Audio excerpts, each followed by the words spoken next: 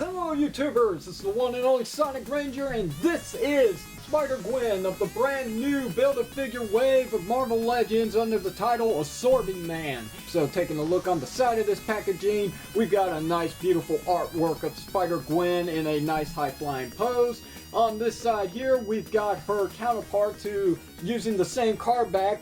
It is Scarlet Spider, also known as Ben Reilly. On the back, pretty much the two characters that are assigned to this same card back. When radioactive spiders are turned loose in the lab, these scientists obtain web-slinging superpowers. So that pretty much describes both characters there.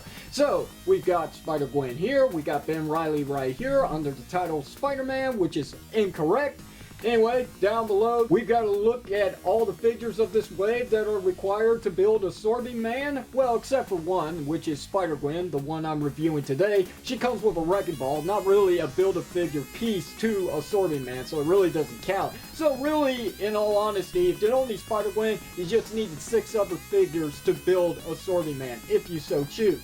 So that being said, we have Scarlet Spider, Spider-Gwen, Morbius, Jack-O-Lantern, Venom, Marvel's Female Beetle, and Speed Demon. So, that being said, that's going to do it for the packaging. Let's go ahead and open this up and see the figure from within. Stay tuned. Alright, so here we have Spider-Gwen in her famously iconic white and black underoos with a little hint of some turquoise at the bottom of the sole of her shoes, which is a nice touch. It's very unique, this style of a costume that is used for her throughout the comic series. It's not the only feature that is a part of this costume. She is also plagued with some of this, I don't know, I guess a maroon color with some turquoise lining to the webbing on the insides of her arms and also on the inside of her hood, which is pretty cool. It is actually some nice crisp and clean paint work, but that's all that it truly is. There really is not that much sculpting going on with this figure. It is the standard female body that has been used throughout the whole entire Marvel universe. Very nice, iconic looking Spider-Girl head, which is pretty cool. I do like how the pink of the design around the eyes actually fades off. Really nice work. It's got that Comic X feel, that design that I really do actually enjoy and I appreciate.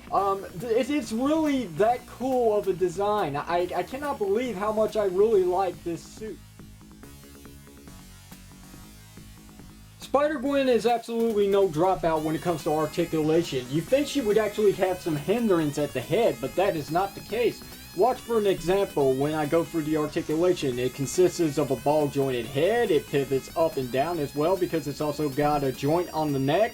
And it's not hindered one bit by the hood. Like I said, very nice work by Hasbro. She can look up quite a bit. She can also look all the way down, which is cool. The ball jointed shoulders, they go in and out. They rotate around. There's no hindrance whatsoever, so that's nice.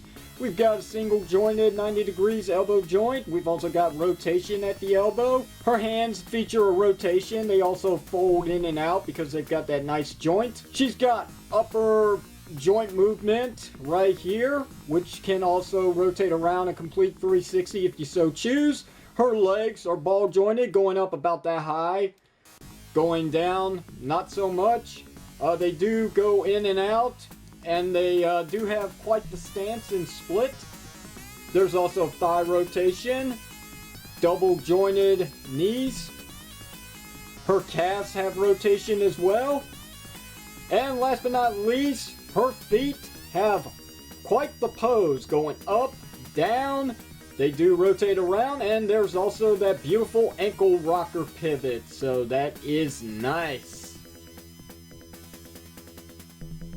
So, overall, I do like the aesthetic of this design. I like the proportions of this figure. The head actually has a swappable point. I mean, you've got Spider-Woman's head here, and then of course you've also got Gwen Stacy as an alternate head that you can just pop on and off very easily. Though, at first it may take a little forcing to get it to work, but that said, that's not all this actually comes with. She also comes with the hood, which is straight down across her back rather than being on top of her head, which can work for both heads as well, which looks pretty cool on both standards. And it has actually been used throughout the comic series as well, with her still wearing her Spider-Woman mask. Again, as I mentioned earlier in this video review, the only Build-A-Figure piece that Spider-Gwen comes for a Sorbet Man is this Wrecking Ball, which really isn't a Build-A-Figure piece to a Sorbet Man. It's just actually a weapon. So anyway, it doesn't really have much in the form of playability because the chains are actually one single piece and they are that very soft gummy plastic. It does rotate at the ball for some reason, I don't know why, but it does have a little bit of some value, I guess. But other than that, it would have been nice if the chains were actually individually linked, just so you could get a little more value out of this Wrecking Ball. But for what it is, I guess when displaying with a Sorbet Man or any other Marvel Legends figure, I'm sure it gets the job done and looks pretty cool in the air. But other than that, it just ruins the realism to the Wrecking Ball when the chains are not individually linked. So, what's the point? For size comparisons for this video review, we have none other than a couple of Marvel Legends counterparts from the other wave, which is known as the Red Onslaught wave. We have Mockingbird and Taskmaster, with also the additional Star Wars The Black Series Force Awakens Han Solo standing right here on the right. So it's a nice size in comparisons to pretty much your standard 6-inch line of Hasbro toys.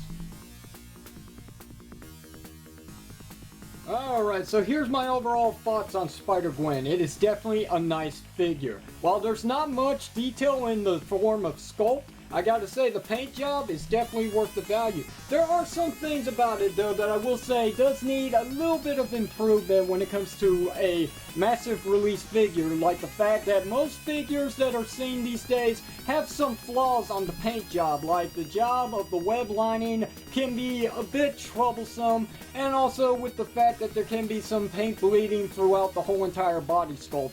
So, you know, it's just something that Hasbro really needs to look over. My figure is pretty decent in that form, but there are some areas where it could have been looked at one more time. But, you know, for the accessories count, which isn't much, but you know what, it's nice to have some accessories. And for the Build-A-Figure piece, even though I did have a little bit of some nitpicking with the chain link, I gotta say, this figure is definitely a must-buy. I approve of this figure, definitely. As a matter of fact, I'm going to give this figure an 8 out of 10. There are some things about it that, like I said, need another look at, but when it's all said and done, this is definitely a must-buy female Spider-Man figure for your Spider-Man collection or your Marvel Legends series. So, questions, comments, you know what to do. Leave it down in the comment section below of this video.